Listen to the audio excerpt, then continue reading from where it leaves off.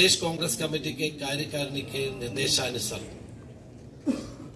हम प्रदेश के 6 विभागों में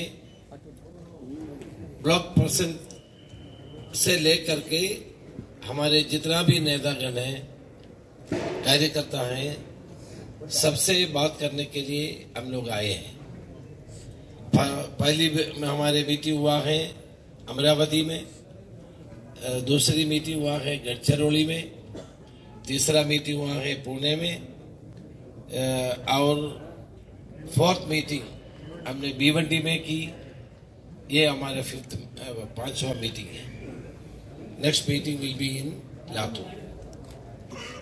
ये 5 डिवीजन में हम अभी लोग गए हैं। आने वाले जो पार्लियामेंट के चुनाव हैं और इसके बाद जो असेंबली के चुनाव हैं, उसके लिए पूरी तरह की कांग्रेस को तैयार करने के लिए हम लोग ये कार्यक्रम अपनाए हैं। खुशी की बात है कि सारे हमारे नेतागण एक साथ मिलकर के यूनिटी के साथ इस कार्यक्रम में भाग ले रहे हैं और सारे मतभेदों को दूर करते हुए सारे कार्यकर्ता यूनिटी के साथ इस सभा में पार्टिसिपेट करते हैं और मैदान में उतरे हैं। अब लोग जानते हैं कि इस देश की सबसे बड़ी चुनौती हमारे राजनीतिक जीवन में कभी नहीं हमने सुना है, देखा है कि लोगों को विभाजित करने की कोशिश बीजेपी और आरएसएस कर रहे हैं। धर्म के नाम पे लोगों को जो विभाजित कर रहे हैं, उसके रोकना हमारे देश की भलाई के लिए जरूरत है। इसलिए हमारा नेता श्री राहुल गांधी जी ने कन्याकुमारी से लेकर के कश्मीर तक 4000 किलोमीटर की पदयात्रा की है। भारत जोड़ो अभियान, वो अभियान के द्वारा उन्होंने देशवासियों को एक मैसेज दिए हैं कि आज की जरूरत सारे हमारे नागरिकों को एक करके भारत को जोड़ने की है। जो लोग भारत को विभाजित करना चाहता है उसको रोकना है और भारत को जोड़ करके आगे लेके चलना हमारा काम है। और राहुल गांधी जी ने जो मणिपुर से अभी जो नया यात्रा शुरू की है, वो 20 तारीख मार्च 20 को मुंबई में उसका वॉलेंट्री फंक्शन। अलायंस को शासन करने के पर्याप्त सीट मिल जाएगा, हमको बहुमत मिल जाएगा। इस देश में एक नया सरकार बनाने का कोशिश हम कर रहे हैं और विजय उस पर विजय प्राप्त हो जाएगा। सर जी, जो पहली मीटिंग हुई थी वो बिहार में हुई थी और बिहार में आप देखिए, पहले भी हमको कांग्रेस और लालू यादव जी के पार्टी को पिछले चुनाव में 4-5 वोट के डिफरेंस था असेंबली के चुनाव में, इसलिए वो हमको सरकार नहीं बन पाई। इसलिए ठीक है, अभी भी हम सोचते हैं कि नीतीश कुमार जी हमारे साथ है। नीतीश कुमार जी अभी तो कुछ बताए नहीं, सारे पत्रकार ने बता रहे कि वो जा रहे हैं और न्यूज पे आ रहे हैं कि वो जा रहे हैं। हमारे गृह मंत्री उन्होंने क्या बताया था? उन्होंने दरवाजा बंद कर दिया था। अमित शाह जी ने बोला मैं दरवाजा बंद कर रहा हूं और नीतीश कुमार को कभी एंट्री नहीं है ना। और नीतीश कुमार जी ने क्या बोला? मैं जब जिंदा है तो मैं कभी भी बीजेपी में नहीं जाएगा। इन्होंने अभी इतने दिन के पहले ये सब बोला है।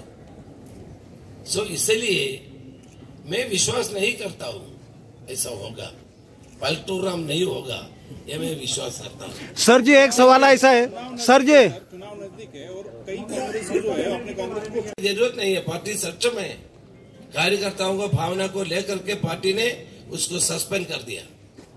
ऐसे देखिए, आज मैं एक बात बताना चाहता हूँ, हम लोग किसी पार्टी में जो विश्वास करते हैं, क्या पद के लिए है या हमारे आदर्शों को लेकर के?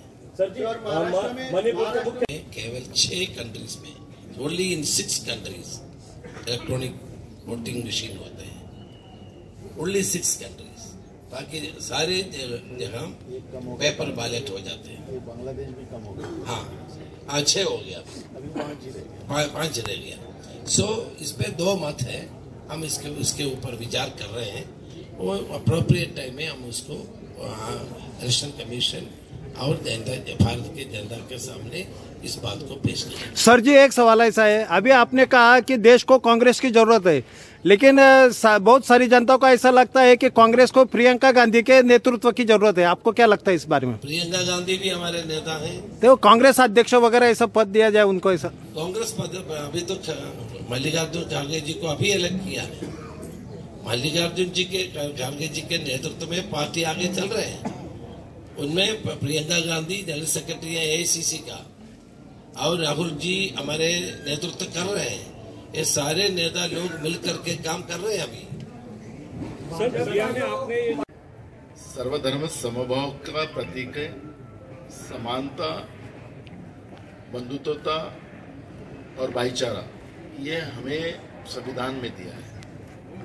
राम राज्य की संकल्पना जो है कि कोई भी दुखी ना रहे, सबको न्याय मिले। भगवान श्री राम जी ने सीता माई को, जब एक धोबी ने उनके ऊपर, सीता माई के ऊपर आरोप लगाया, तो उनके ऊपर भी कार्रवाई करने की भूमिका भगवान श्री राम जी ने सीता माई के ऊपर की थी। राम राज्य की, इसलिए आप राम राज्य की चर्चा कर रहे हैं, इसलिए मैं बताया।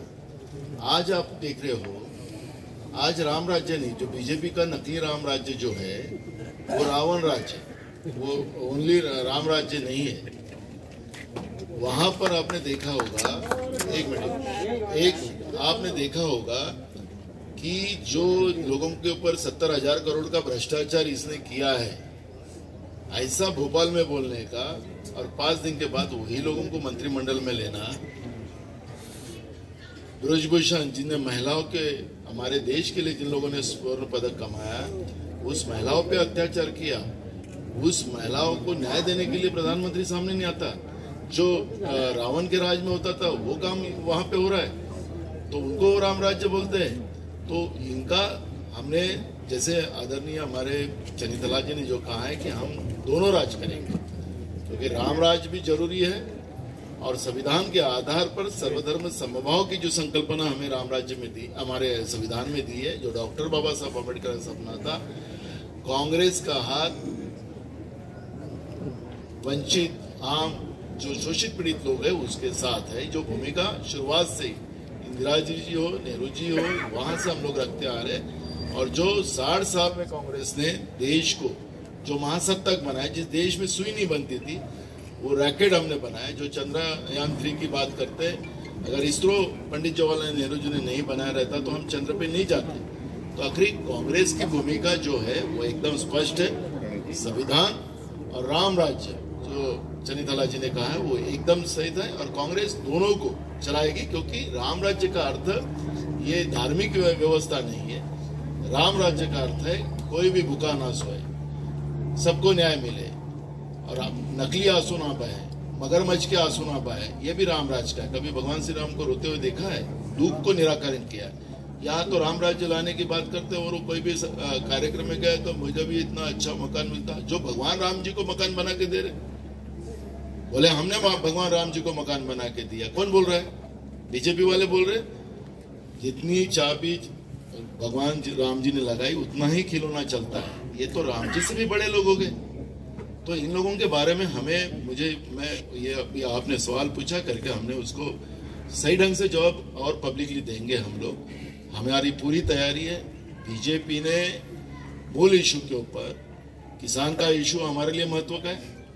धर्मा पाटिल साहब का 85 साल के किसान मंत्रालय में जाकर उस समय के मुख्यमंत्री के सामने आत्महत्या करता है।